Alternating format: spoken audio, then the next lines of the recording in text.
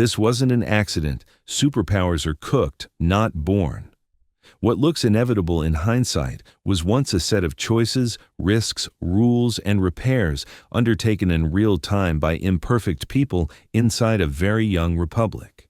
The United States did not simply wake up powerful.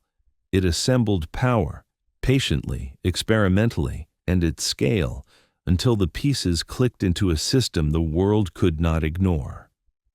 Picture a recipe card on a counter. On one line, security and scale. 2 oceans, a continent of rivers, and a home market big enough to learn by doing. On the next, rules that make risk ordinary. Contracts that bite, property that's secure, patents that reward insight, and bankruptcy laws that let failure be a chapter, not a tombstone. Add people and knowledge, waves of strivers from everywhere, mixed with schools that teach for use, labs that push the frontier, and a culture that lets ideas meet capital quickly. Fold in infrastructure and mobilization, canals, railroads, highways, ports, and the habit of turning industry, science, and logistics into one synchronized machine when it matters most. Now, season with reach. A dollar trusted beyond its borders, capital markets deep enough to fund tomorrow at lower cost than rivals, a blue water navy and alliances that keep sea lanes open, and deterrence credible. Finish with the part many forget, soft power and self-correction, movies, music, and brands that export aspiration, courts, press, and elections that expose flaws and force repairs, a civic reflex to argue, adjust, and try again. That's the unexpected recipe. Geography plus rules, people plus knowledge, infrastructure plus mobilization, dollar plus navy plus alliances, soft power plus correction, recombined each generation as technology and threats change. It is not a myth of perfection, it is a method. Take liberty seriously enough to risk, to build, to fail in public, and improve in plain sight. Ingredients listed. Method previewed. The rest of this film fills in the measurements in the heat, how rivers became supply chains, how statutes became startups, how classrooms became rockets, how credit became command of the seas, how failures became fixes, and how a new wave, chips, AI, space, and clean energy, keeps the pot boiling. Serve hot, freedom. Start with the kitchen itself. Before a single ingredient hits the pan, the room matters, the counters, the stove, the reach to the pantry. America's kitchen came with 2 locked doors on either side, the Atlantic and the Pacific, that slowed invaders but let commerce and ideas enter on terms it could choose. Inside, the floor plan is a lattice of rivers, Hudson to Delaware to Chesapeake, Ohio to Mississippi to Missouri, more miles of naturally navigable water than any other large economy. Those waters, paired with deep forgiving harbors, New York, New Orleans, San Francisco, Puget Sound, made it cheap to move heavy things far, and cheap movement is the quiet mother of scale. The Great Lakes became inland seas. The Erie Canal punched a discounted corridor from farm to port. The fall-line cities from New England to the mid-Atlantic turned water into early industrial power. Geography set the table with reach, redundancy, and room to practice. The pantry was full. Coal in the Appalachians, timber in vast forests, iron in Minnesota, oil in Pennsylvania and Texas, wheat across prairies, and a temperate climate long enough to plant, harvest, and ship, again and again. Geography did not decree prosperity, but it lowered the cost of trying things. A farmer could send grain by flatboat to New Orleans. A mill town could draw labor and water power from its river. A frontier workshop could find demand downstream. Each experiment was less terminal because failure did not strand the dreamer at the end of a costly road. Failure could be barged, auctioned, or reworked, then tried again. This is how learning by doing compounds. When the penalty for iteration is low, iteration multiplies. But geography alone does not produce a recipe. It merely provides a generous counterspace. The heat comes from rules. The Constitution eliminated internal tariffs among states, minted a uniform currency, and vested Congress with the power to regulate interstate commerce.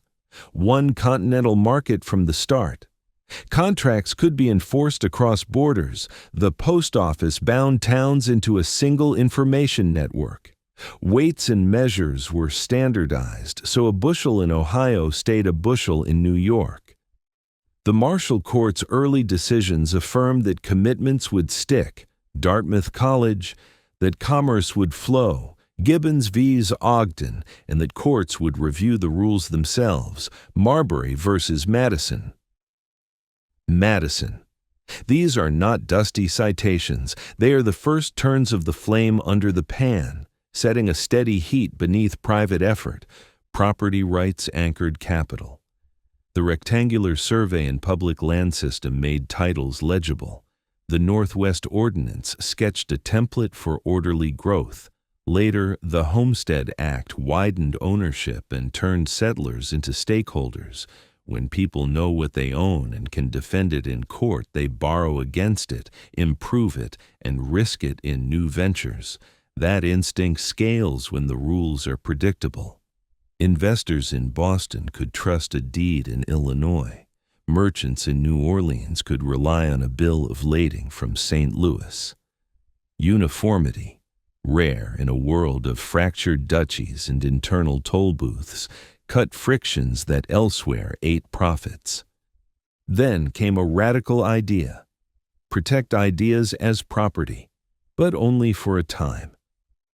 The patent and copyright clause wasn't a flourish, it was a machine. The 1790 Patent Act and its successors promised inventors a period of exclusivity if they disclosed how their inventions worked, seeding a public archive of methods that others could build upon. This bargain, temporary monopoly in exchange for permanent knowledge, tilted a nation toward useful tinkering. From steam to telegraph to telephone to airplane to semiconductor, a culture grew around filing, challenging, improving, and commercializing. Crucially, the patent system touched small shop and large corporation alike. The door to the claims office opened onto the same legal path, whether you were an immigrant machinist or a corporate lab. Risk became routine because even failure had a process. Early bankruptcy acts were imperfect and sometimes repealed, but the American direction of travel was clear. Debts should be resolved, not damn the debtor forever. Over time, through the 19th century statutes and the 1898 Act into modern Chapter 11, the country normalized corporate reorganization instead of corporate death.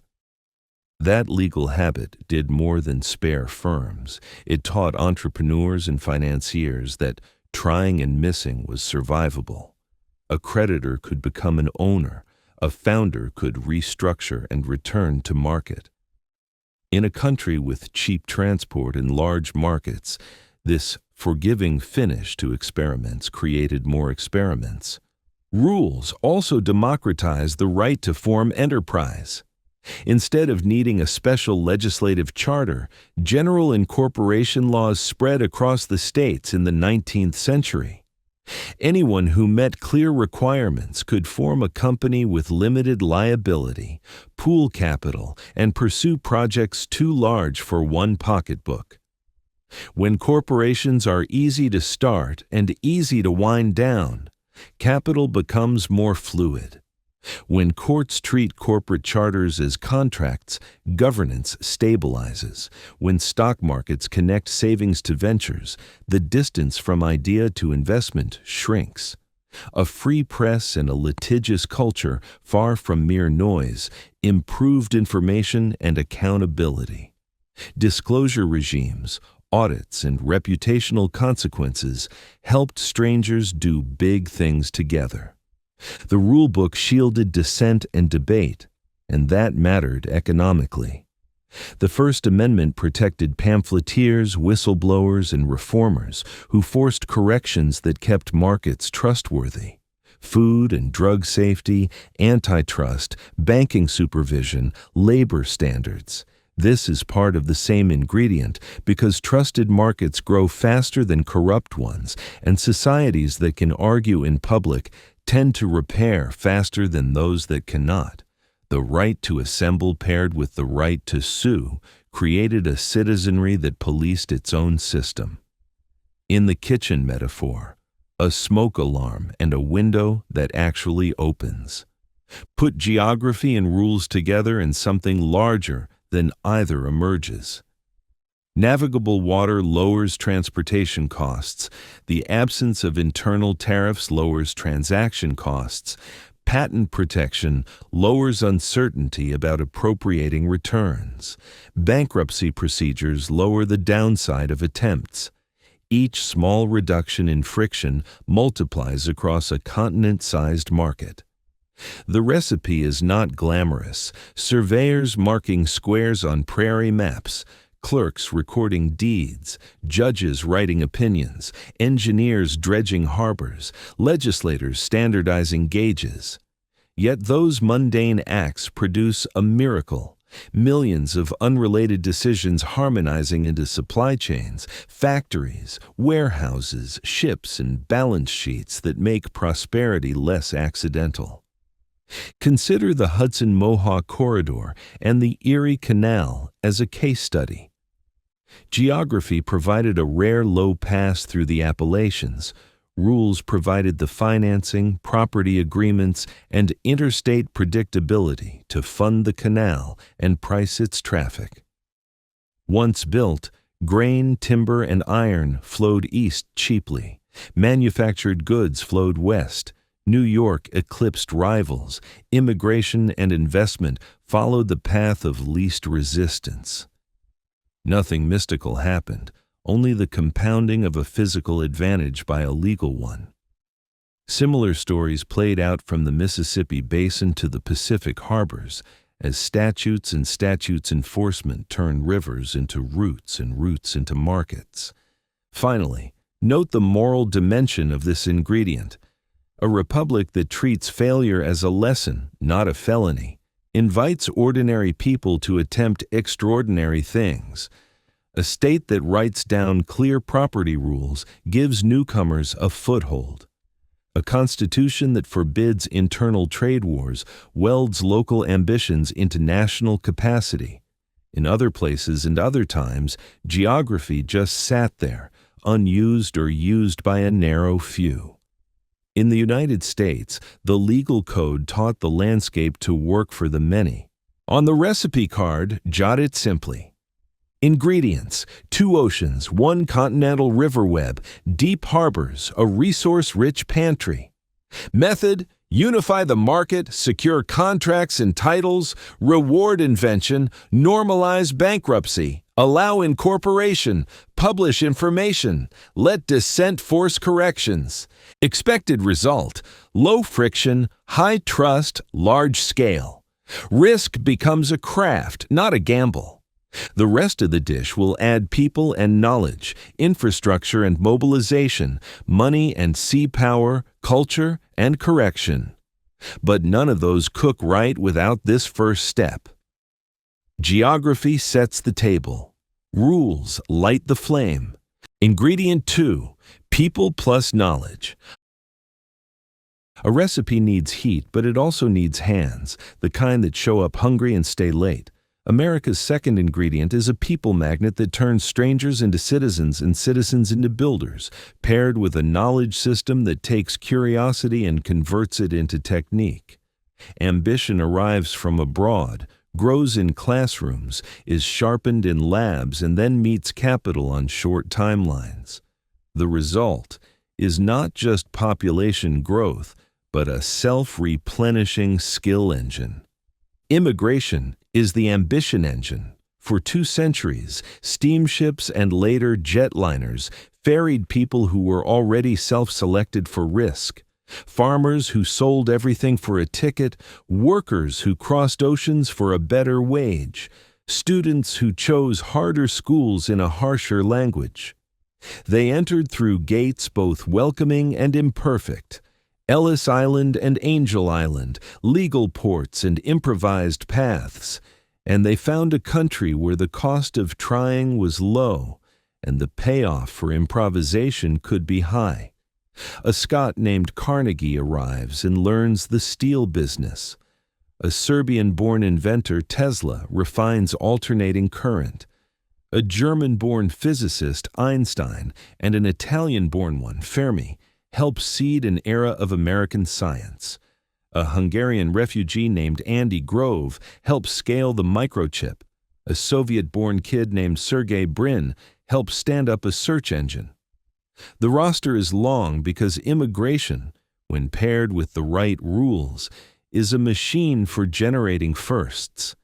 Even when the gates narrowed, quota acts, exclusions, wartime suspicion, the long arc bent back to openness. The 1965 reforms reoriented flows toward skills and family reunification, feeding universities and startups with new cohorts of coders, chemists, and clinicians. The United States did not merely import labor, it imported unfinished stories and let them be finished here. That matters because new arrivals often carry optionality, the habit of plotting multiple routes through difficulty. In a country that forgives failure and rewards iteration, that habit compounds. But people without knowledge are potential without traction. So the Republic built a public lattice for useful learning.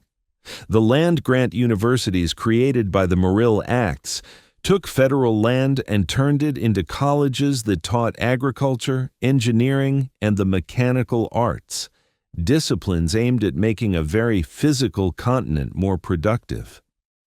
Experiment stations and cooperative extension services taught farmers new methods, diffused best practices, and built an applied science culture that respected the field as much as the lab.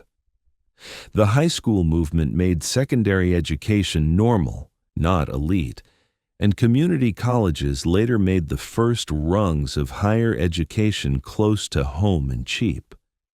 From the beginning, the school system had a bias toward utility, not just Latin and law, but surveying, soils, engines, accounting, crafts that could be used by Monday.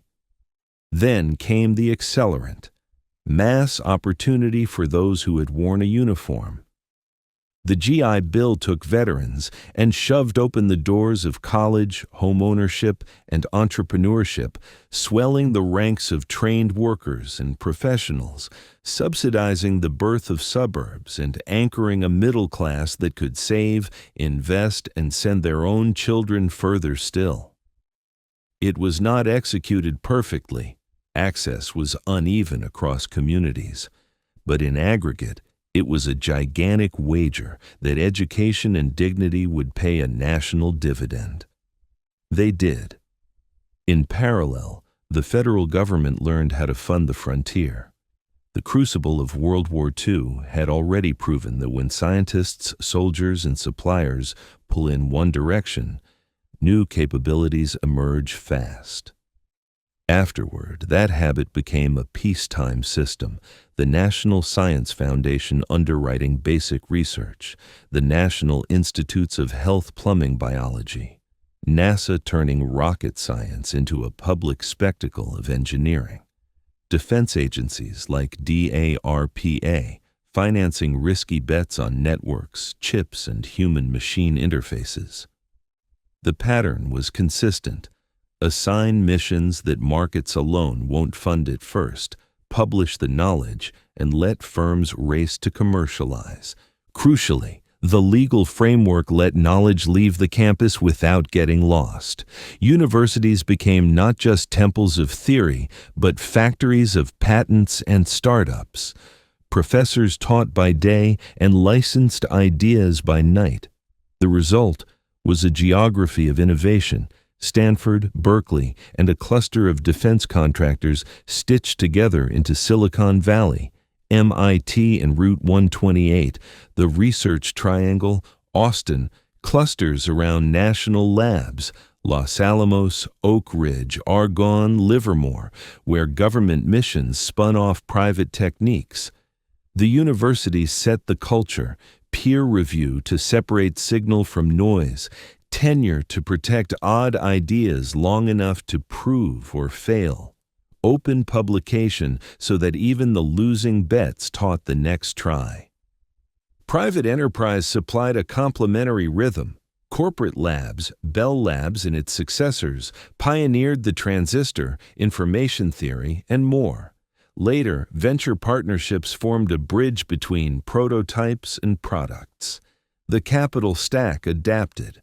Bank loans for steady businesses, public markets for scale.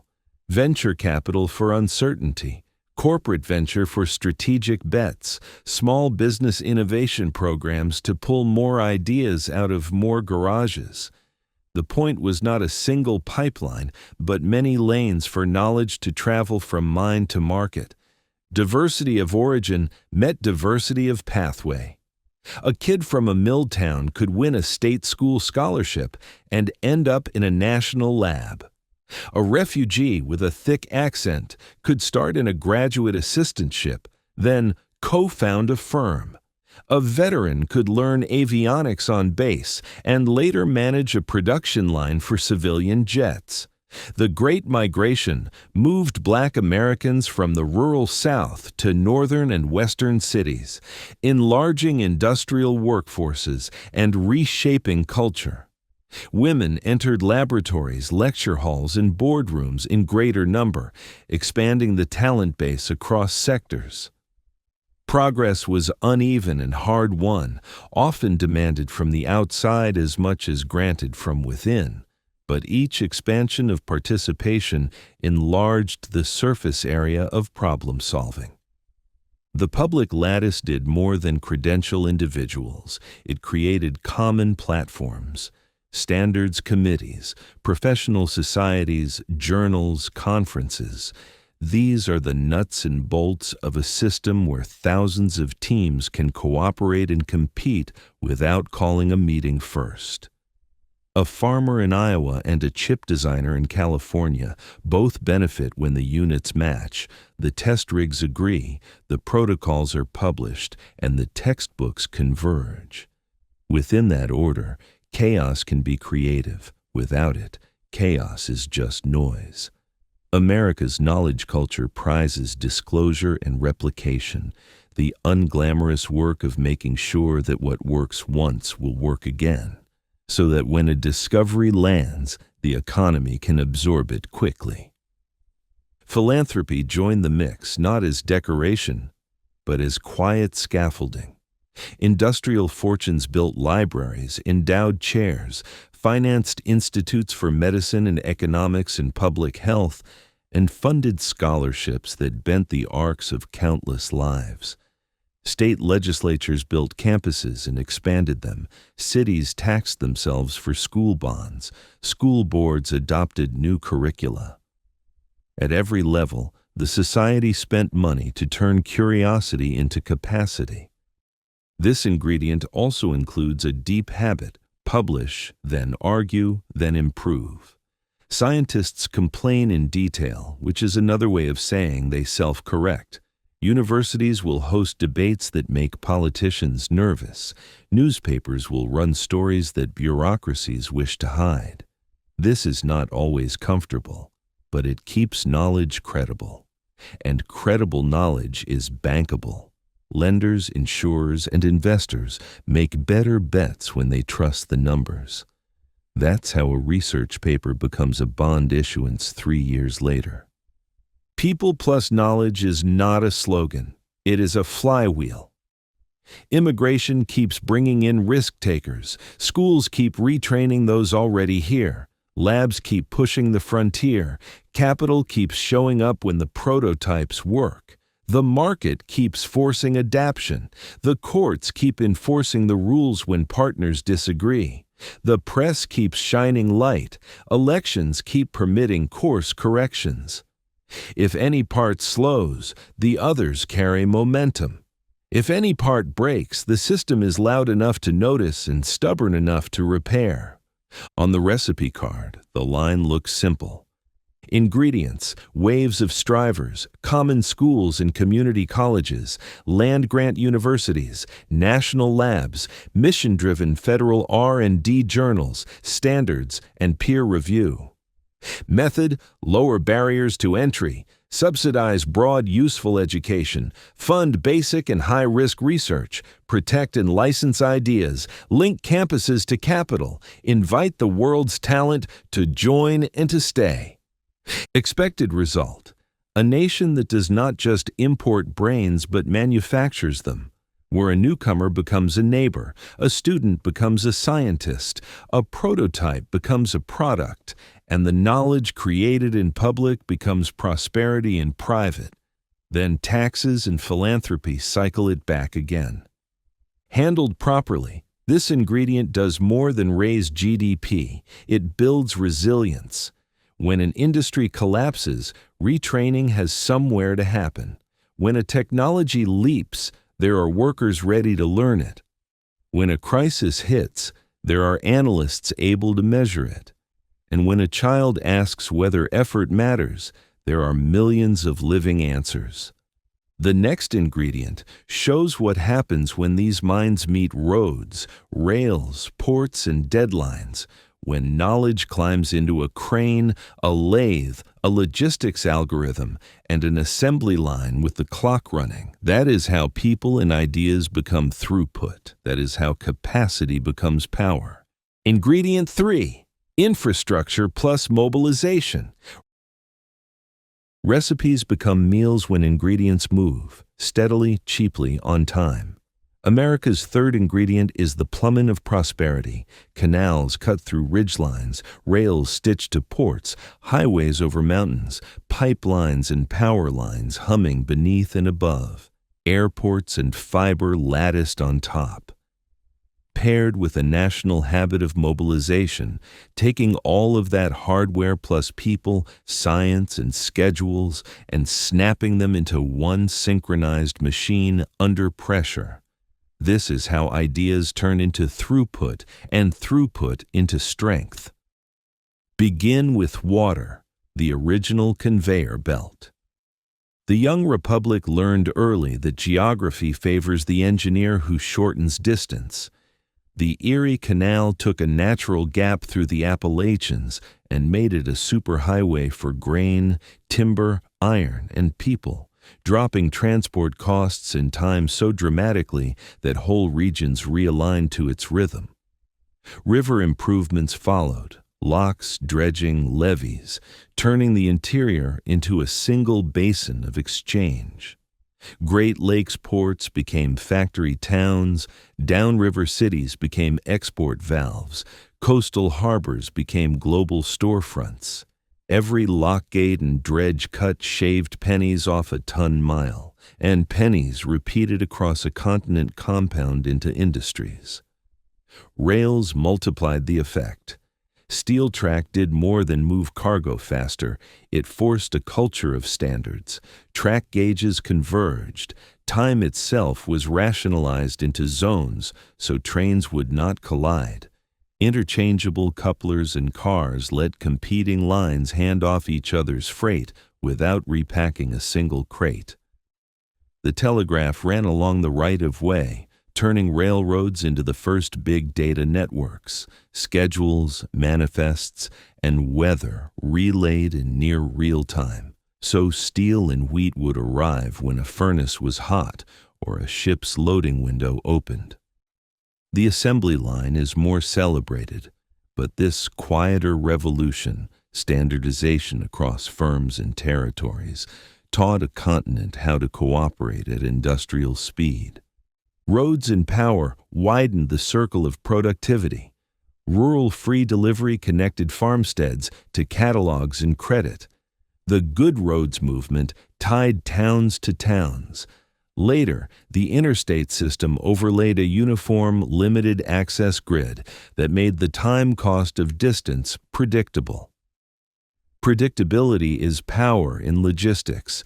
When a truck can make 2 round trips a day instead of 1, a factory can shrink its warehouse, a grocer can offer fresher produce, a distributor can serve a larger radius with the same fleet.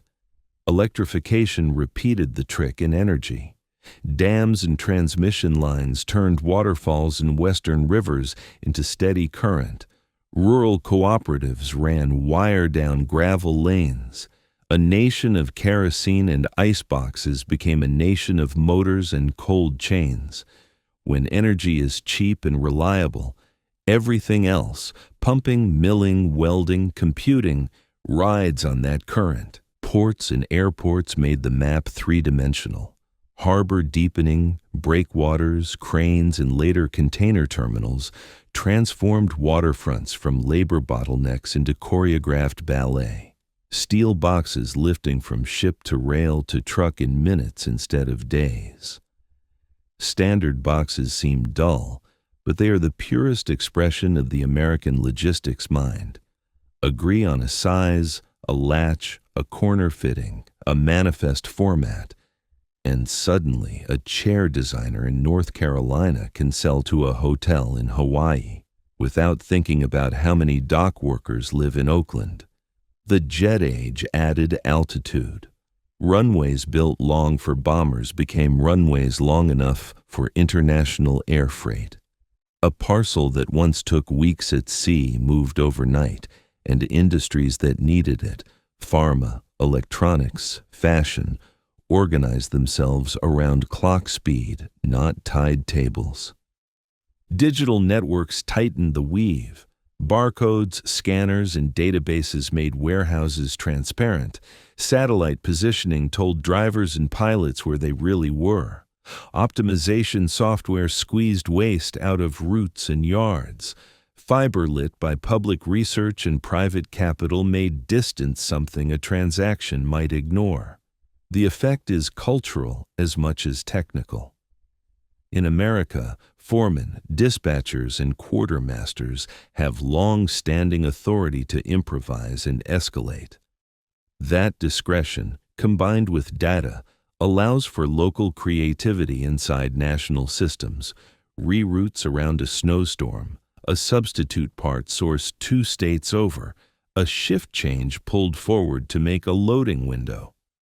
The macro depends on the micro being competent and empowered.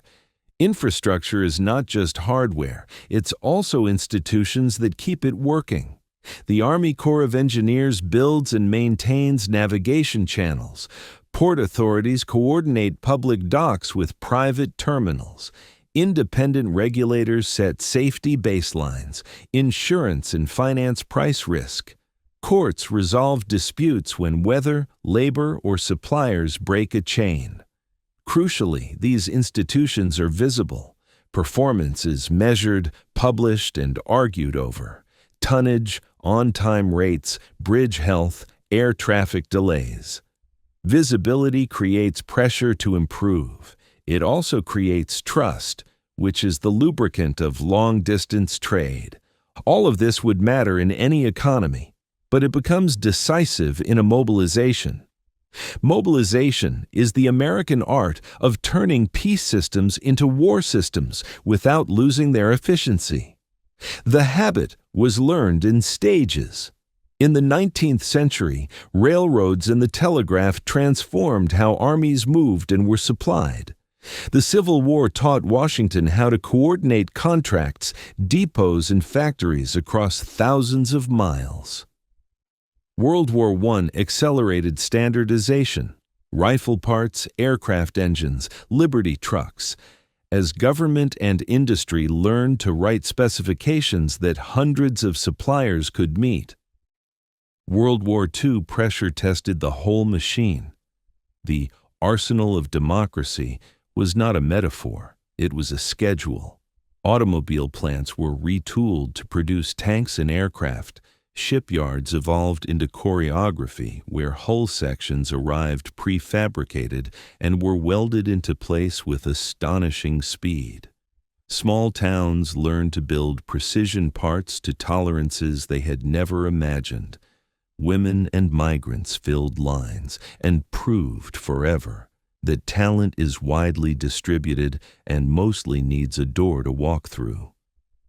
Aviation plants arranged their tooling so that a bomber rolled forward a few feet every few minutes. Shipyards adopted assembly methods that sliced months off construction. The pace astonished allies and enemies, not because America had more hands, though it did, but because those hands were coordinated by infrastructure already designed for scale and by managers accustomed to standards, schedules, and second-source suppliers. Science was not a spectator. The Manhattan Project, industrial-scale physics, and radar, code-breaking, mass immunization, synthetic rubber, each was a coalition of universities, government labs, and private firms distributed across many sites linked by couriers and secrecy, operating on deadlines and milestones that would look familiar in a good factory. Logistics, too, was science. The right tonnage on the right dock on the right tide.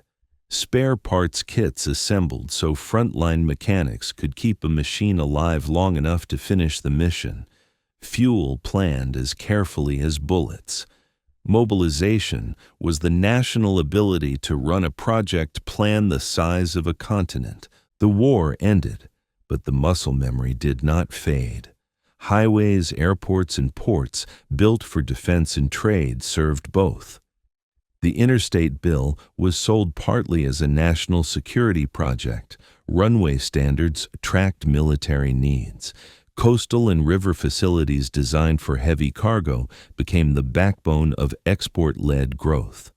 The Cold War demanded constant readiness, airlift capacity, sealift staging, satellite navigation. So the dual-use layers thickened.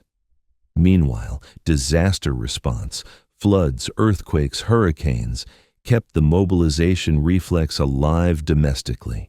The ability to set up incident command, surge equipment, reroute freight, and restore power on a clock that the public can feel.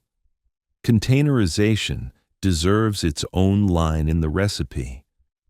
When a trucker turned entrepreneur asked why cargo could not ride in the same steel box across truck, ship, and rail without being touched, he posed not a hardware question, but a coordination challenge. The solution required ports to rebuild, railroads to adjust clearances and yards, unions to redesign jobs, insurers to rewrite policies, customs agencies to reform paperwork, and shippers to change packing habits. America did the unglamorous committee work to make it happen. The payoff was exponential. Ports sped up, theft plummeted, supply chains lengthened safely, and American logistics firms and manufacturers built planning disciplines that rivals copied. There is a democratic spirit inside this ingredient. Consider how many local bond elections, rate cases, and zoning hearings it takes to build a bridge or a runway. Consider the school programs that produced the welders, electricians, crane operators, and civil engineers who keep them safe. Consider the forgettable maintenance budgets that replace bearings before they fail, paint steel before it rusts, and sweep the runway before a pebble becomes shrapnel. Infrastructure works when thousands of mundane responsibilities are met faithfully. Mobilization works when those same people are proud to be called, know their place in the plan, and are trusted to adapt when the plan meets reality. On the recipe card, write it this way. Ingredients: canals, rivers, rails, highways, ports, airports, pipelines and power lines, standards, schedules, and the habit of measuring performance. Method: collapse distance and uncertainty. Standardize interfaces so strangers can cooperate. Build dual-use capacity that serves prosperity in peace and speed in crisis. Practice the coordination of industry, science, labor, and logistics until it is muscle memory. Expected result: throughput at scale and on demand. A nation that can feed itself, fuel itself, export at will, and when required, surge production and delivery faster than a rival can react. Handled well, this ingredient makes every other ingredient more potent. People and knowledge reach factories that can use them. Rules and finance move from paper to pallets. Sea power and alliances have something real to protect and supply. Soft power is not just stories, it is the lived reliability of goods that arrive when promised. Mobilization is the proof of concept that the system works under heat. The next ingredient turns reach into leverage. Money trusted worldwide, ships and carriers that keep lanes open, and a web of allies that lowers the cost of deterrence and raises the cost of aggression. That is how finance and force multiply each other across oceans. Ingredient 4: dollar plus navy plus alliances. Power needs reach. Reach needs trust. Trust needs proof. America's fourth ingredient is the triad that projects capacity far beyond its shores. A currency the world will hold, a navy that can go anywhere and stay, and a web of alliances that turns deterrence from a solo performance into a choir. Money makes distance financeable. Ships make lanes predictable. Allies make commitments credible and affordable. Together, they turn a continental economy into a global system. Begin with the dollar, not as a symbol, but as plumbing. A reserve currency is a promise in motion that a note earned in Lagos can be saved in Lima, invested in London, and spent in Los Angeles without the owner losing sleep. The dollar earned that role because it combined three things that rarely travel together: deep markets, consistent rules, and a central bank that defends price stability over headlines. After the Second World War, the Bretton Woods architecture mapped trade, payments, and reconstruction around institutions that spoke fluent dollar. Even after gold convertibility ended, the habit persisted because the underlying advantages remained. U.S. Treasury securities could absorb the world's savings at scale.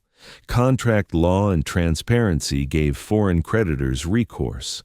A broad, innovative economy produced enough taxable capacity to anchor the promise. Network effects did the rest. Traders invoice in the currency others are already using. Banks clear in the currency other banks already trust. Central banks hold the currency others already hold. Each additional user lowers costs and increases liquidity for the next, and soon the system becomes self-reinforcing.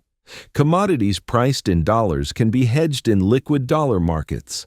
Multinationals can borrow long-term at rates few competitors can match. In crises, dollar funding lines, private and public, can be opened to stop a local fire from becoming a global one. None of this is a birthright. It is a service the system performs, a steady ledger, a predictable court, a central bank that moves when it must. The exorbitant privilege is also an exorbitant responsibility to keep the ledger believable. Finance extends reach only if goods can move, and goods move by sea. America built a blue water navy not just to fight wars, but to keep time. Carrier groups, submarines, surface fleets, logistics ships, and the quiet, unglamorous auxiliaries of a maritime nation form a mobile infrastructure that deters piracy, escorts commerce, responds to disaster, and, when necessary, makes it possible to project power ashore. The strategic logic is simple. Most trade still rides on hulls. Most hulls pass through a handful of choke points. A state that can keep choke points open and assure passage for friends changes the cost of doing business for everyone. The shipping lanes of the world are arteries. Freedom of navigation is the blood pressure cuff. A navy that can show up anywhere is the hand that keeps the cuff honest. Logistics makes the claim credible. A fleet is not just hulls and crews. It is fuel at range, repairs at sea, pre-positioned stores, and ports ready to surge. Military sealift command ships crisscross the map with the boring reliability that strategy requires. Undersea cables carry not just chatter, but the financial lifeblood of clearing and settlement. Protecting them is maritime work. Hydrography, charts, weather, and satellite navigation all have naval fingerprints. The message to markets is subtle but powerful. Contracts signed in peacetime will still be honored in storm time because the lanes will be open. Insurance rates fall when pirates fail. Delivery windows shrink when convoys are rare. The sea is a commons that rewards the keeper. The third leg of the stool is alliances. Alone, deterrence is expensive and brittle. In company, it is cheaper and sturdier. The post-war web, mutual defense pacts, status of forces agreements, basing rights, combined commands, intelligence sharing, bundles capabilities, and the spreads risk. NATO couples North American industry and logistics to European geography and manpower, setting standards so forces can plug into each other without translators for the bolts. In the Pacific, bilateral treaties, informal coalitions, and exercises stitch together a lattice of interoperability that lowers the odds of miscalculation. Beyond formal defense, there are coalitions for sanctions, export controls, maritime patrols, anti-piracy, and disaster response. Each is a signal to both friend and rival. The costs of aggression will be shared, and so will the costs of restraint. Alliances also thicken markets. A firm is more likely to invest abroad when it believes disputes can be adjudicated in neutral forums, when tax treaties reduce surprises, when standards bodies converge on interoperable specs, and when an attack on shipments will trigger multilateral response. Students study in allied universities and then join the companies that trade within the alliance. Researchers collaborate across borders and pull joint grants. Pension funds and insurers hold each other's securities because auditors and regulators can read each other's work. The military hardware is only the most visible layer of a deeper integration that makes growth cooperative and security divisible. The triad works because each part validates the others. The dollar buys time at the start of a crisis, swap lines, liquidity windows, capital cushions, so that the Navy and allies can work the physical problem without a panic compounding it. The Navy keeps the trade lanes open so the dollar remains the least cost way to settle across borders. A currency backed by a functioning global trading system is worth holding. Alliances ensure that major rules, no conquest, no blockades of commons, survive one election cycle and one capital city's mood. Markets price that continuity. When a storm, financial, political, or literal, arrives, the system does not rely on a single instrument. It has cash, ships, and signatures. The recipe includes hard lessons. Pegs break. Inflation can surge, deficits can tempt complacency, overuse of sanctions can create incentives for workarounds, a carrier cannot be in two oceans at once, allies quarrel. The method survives because it is adaptable. When convertibility ended, pricing and hedging migrated to flexible rates. When inflation raged, independent monetary policy, with painful interest rate medicine, restored credibility. When new threats emerged, cyber, gray zone coercion, long-range precision strike, the fleet adjusted posture and alliances updated playbooks. When some partners backslid, others stepped forward. The habit of reform is part of deterrence. Rivals watch not just what you are, but whether you can fix yourself fast. There is a civic character to this ingredient, too. A reserve currency relies on courts that outsiders can trust, on statistics others will believe, on elections that can change policy without changing the regime. A navy relies on shipyards, welders, and taxpayers willing to fund steel they cannot see every day. Alliances rely on publics that will tolerate exercises in their neighborhoods, visitors in their ports, and the occasional disputed procurement in service of a larger architecture. It is easy to underestimate how much patient, local consent underwrites grand strategy. The quiet vote for a dry dock expansion is as strategic as a summit communique. On the recipe card, the lines are clean. Ingredients: a currency with deep transparent markets, a blue water navy with global logistics, treaty allies and trusted partners linked by interoperable standards and shared interests.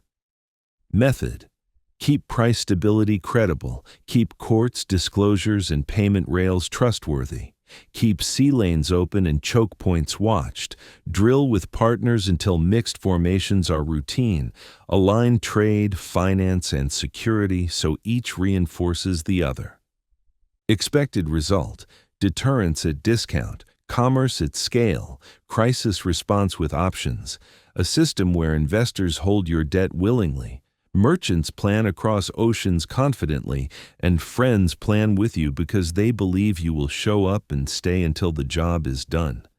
Handled properly, this ingredient does not just project power, it lowers the world's cost of peace. Ships that keep lanes open make insurance cheaper in Lagos and Busan. A currency that clears predictably lets a farmer in Chile hedge a crop and a factory in Vietnam finance an expansion. Alliances that deter wars spare everyone the wreckage wars bring. That is leverage as public good. The final ingredient will pivot from reach to resonance, how stories, brands, campuses, and code persuade more effectively than orders. How public scrutiny forces repairs that keep the system worthy of imitation, and how the next wave, chips, AI, space, new energy, extends the recipe into a century that will demand both speed and restraint. Ingredient VI, soft power plus corrections plus the next wave. Power that can cross oceans must also cross minds. The fifth ingredient is resonance. The ability to make people elsewhere want what you make, believe what you say, study where you study, and when it matters, choose to stand alongside you. America's soft power is not frosting on the cake. It's a distribution network for ideals that lowers frictions before a ship leaves port. And because credibility is the currency of persuasion, this ingredient includes something rarer than charm: public self-correction. Finally, it points forward toward chips, AI, space, and new energy, where the old method must be recombined for a new century. Begin with storytellers. Hollywood packaged the American temperament, improvisational, optimistic, skeptical of tyrants, and exported it in every language: westerns, noirs, space operas, courtroom dramas. Genres became classrooms for foreign audiences about what Americans admire and despise. The narrative arc was familiar but potent. Individual agency against stacked odds, institutions that can be redeemed, villains who fall not just to force, but to the revelation of truth. Music multiplied the signal. Jazz crossed the Iron Curtain, rock and hip-hop crossed every border. Country and blues carried the sound of ordinary lives insisting on dignity. You can disagree with a policy while humming its soundtrack. That is soft power at work. Then brands. A pair of jeans, a soda can, a smartphone, a theme park. Objects that require no translation. They tell a story of abundance and familiarity, of the same experience available in Seoul, São Paulo, and Szczecin. The point is not consumerism for its own sake. It's normalization. When a family in Warsaw and a family in Wichita use the same interface on the same device to watch the same game and pay the same way, they have quietly adopted the same protocols of daily life. That sameness of plugs, apps, security updates, and receipts creates an expectation of fair dealing. Contracts feel less foreign. Platforms become lingua franca. A brand can be a trust anchor. Campuses and code spread prestige more quietly but more durably. Universities with open syllabi and open labs invited the world to learn and then to lead at home. Exchange programs sent foreign students to Ohio, Texas, California, and brought them back as ministers, founders, surgeons, and teachers who still read American journals, cite American cases, and returned for conferences that function as de facto alliances. Open source software made garages into studios for global collaboration. American firms stewarded the tools, languages, frameworks, package managers that set the tempo for whole industries. When standards are set in public, the world copies in peace what it will need in crisis. Broadcasts and beacons filled in the gaps. Radios, satellite TV, and later a borderless internet carried hearings, protests, and inaugurations into living rooms abroad. The point was not perfection, but process. In a world used to curated unanimity, the American habit of televising argument was itself a message. Here, the drama is real, and the loser gets ready for the next round. Cultural diplomacy, the Fulbright, the Peace Corps, scientific exchanges, sports leagues, added faces to ideas. Soft power is finally relational, friendships that persist longer than a summit, curiosity that outlives a quarrel. But resonance fails when trust fails. That is why the second part of this ingredient is correction, the capacity to admit error, assign responsibility, and repair in public. Muckrakers forced food safety and antitrust. Journalists and judges exposed abuses and rewrote the playbook. Movements took to the streets and changed statutes. The Civil Rights Act and Voting Rights Act codified the obvious truth that a republic cannot lead the free world while denying freedom at home. After financial crises, Congress tightened disclosures and capital cushions. After disasters, building codes and emergency doctrine improved. After political scandals, ethics rules and oversight stiffened. The method is noisy by design. Hearings, special counsels, inspectors general, investigative newsrooms, and appellate courts. The noise is the system discovering its own blind spots. Correction is not costless. It can be humiliating and slow, but it is strategic. A nation that can process shame without collapse scares authoritarians more than a perfect facade. Self-correction fertilizes soft power because it keeps the story believable. Foreign students know the difference between propaganda and argument. They know which societies can fix a bad law without breaking the state. Markets know the difference too. They prefer a regime that will raise rates, recall a product, or indict a fraud even when it hurts. Credibility, once earned, makes persuasion cheaper and deterrence thicker. Now, pivot to the next wave, the frontier where the recipe is being rewritten in code, vacuum, and kilowatts. Chips are the bottleneck and the engine. The smaller they get, the more they can do.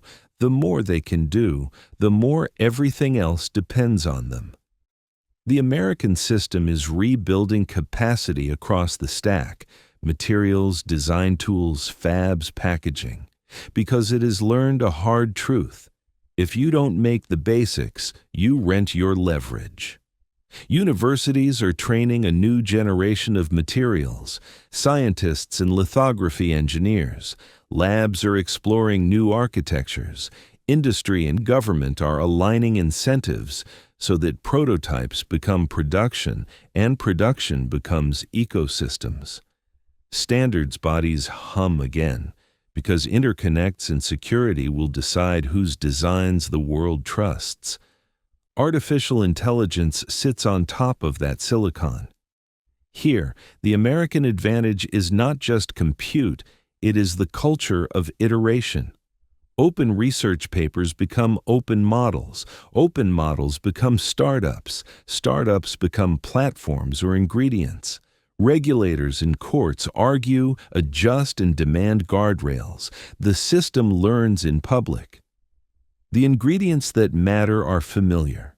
Talent from everywhere, mission-driven grants that fund long-shot ideas, private capital that handles the messy middle, standards that let components compose, and a legal framework that insists, loudly, that rights travel with users into new mediums.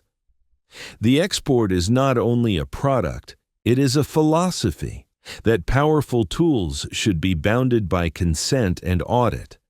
Space is both frontier and infrastructure. Reusable launch lowered the price of orbit. Constellations turned coverage into redundancy. Sensors and weather models sharpened every forecast under the sky. Navigation and timing have become as essential as electricity. Here again, the American pattern repeats. Government creates missions too hard for the early market. Private firms scale and diversify service. Universities train the people. Alliances write norms for debris mitigation, traffic control, and distress assistance. When space becomes routine, it becomes a stage for soft power. Images of disaster zones shared freely, services extended to neighbors, rescue coordinated above borders. A state that can send help across vacuum earns deference on Earth. Energy is the other pillar of the next wave. A country that learned to drill sideways also learned to absorb a higher share of renewables, to move electrons farther with less loss, to store what it harvests, and to miniaturize what used to need a grid. The project list is long. Advanced nuclear, geothermal, safer batteries, hydrogen where it makes sense, cleaner industry at scale. But the method is known. Missions that crowd in private risk, standards that pick winners on merit, not on lobbying, permitting that is fast for good projects and firm against bad ones, and a workforce that can weld, wire, and program. Energy abundance is strategy disguised as engineering. It lowers inflation, raises maneuvering room in foreign policy, and makes allies less vulnerable to coercion. All of these frontiers share the same requirement, governance that travels. If an app is trustworthy at home but suspected abroad, it stalls. If a satellite avoids collisions by courtesy rather than by rule, a crowded orbit grows dangerous. If a supply chain is resilient only within a border, a shock will still break it at the port. The United States cannot and should not write these codes alone. Alliances, again, are multipliers.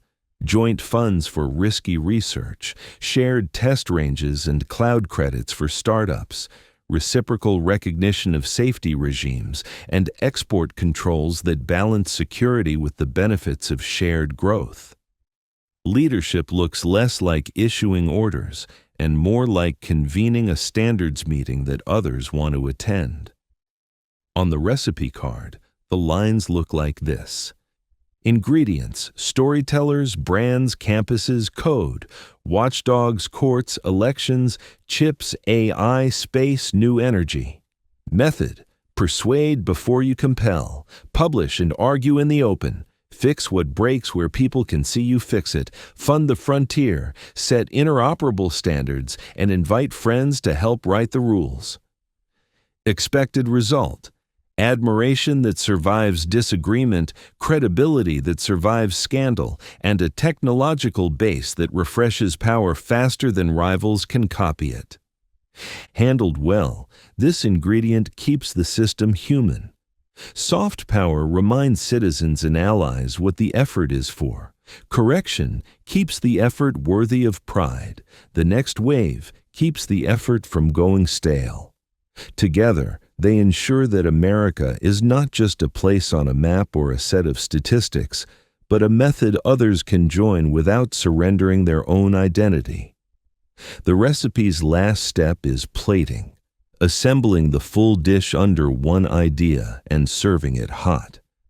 That means naming the pledge that ties oceans, rules, people, knowledge, roads, machines, money, ships, alliances, stories, and repairs into one promise: liberty plus responsibility at scale.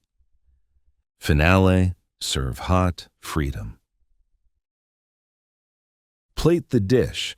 Across 2 oceans and a continent of rivers, under a rulebook that turns risk into a craft, with a people drawn by ambition and trained to turn curiosity into technique, on hardware that collapses distance and mobilizes on a clock, financed by a currency others trust and guarded by ships that keep the lanes honest, amplified by stories that persuade in a civic habit that repairs in public. America learned to cook power, not to hoard it, but to keep it fresh. Liberty plus risk plus scale plus correction. Liberty is the flame. It is not the license to drift. It is the permission to attempt and the duty to accept consequences visible to neighbors. Liberty invites the striver, the dissenter, the tinkerer, the critic. It multiplies hypotheses about how to farm, teach, weld, sell, govern. It tolerates noise so that signal can emerge, and it tolerates shame so that truth can be told. It is the quiet confidence that a free people, given time, will produce more solutions than a fearful one, and better ones than a regimented one. Risk is the method. Contracts that bite, titles that hold, patents that reward disclosure, bankruptcy that resets rather than erases. These are kitchen rules that let millions of small bets be placed and replaced without burning down the house. Risk is not roulette, it is iteration with feedback. It is the habit of trying in public, measuring in plain units, and learning fast enough that a miss today funds a hit next year. A nation that can risk widely will discover a future others must buy from it. Scale is the vessel. Rivers linked to rails, ports linked to boxes, roads linked to runways, grids linked to fiber, interfaces standardized so strangers can cooperate without a meeting. Scale turns local genius into national throughput, and national throughput into global reliability. It is the reason a promise made in Kansas shows up in Kinshasa on time, and the reason a lab result in Pasadena can become a factory routine in Peoria within a quarter. Scale gives diplomacy ballast, defense reach, and markets patience. Correction is the timer and the taste test. Hearings, audits, appellate courts, and oppositional press, voters with short memories and long standards. These are not decorations, they are controls. They say, cut heat here, add time there, throw this batch out, start again. Correction costs pride and cycles, but buys credibility. A system that can admit error without collapse accumulates trust the way a good kitchen accumulates regulars. In the long run, Correction is the most radical assertion of strength. We can change ourselves faster than you can change us. From these four, the ingredients recombine each generation. Geography plus rules made a continental market. People plus knowledge made a frontier that moves. Infrastructure plus mobilization made schedules keep promises under pressure. Dollar plus navy plus alliances made reach sustainable and deterrence divisible. Soft power plus corrections plus the next wave kept the door open and the compass pointed forward. None of it is automatic. All of it is a choice renewed. So write the recipe card one last time. Ingredients: liberty that protects thought and speech, rules that dignify work and constrain power, people who arrive hungry for chance, schools and labs that turn talent into technique, machines and networks that move ideas at scale, money that others will hold, ships and friends that keep lanes open, stories that carry values, institutions that repair the roof while it's raining. Method: risk in the open, measure honestly, standardize interfaces, keep books straight, drill with allies, argue in daylight, fund the frontier, fix what breaks, repeat, serve hot freedom, not as boast but as commitment, to remain a country where trying is safe enough to be common, where scale is fair enough to be trusted, where correction is real enough to be painful, and where liberty is serious enough to bind all three. That pledge is the unexpected recipe and the only honest guarantee. Whatever the century throws at us, chips or climate, pandemics or pixels, storms or saboteurs, we will use the same method that got us here. We will improve it where it's thin, and we will keep the heat where it belongs, under the future, in the hands of a free people.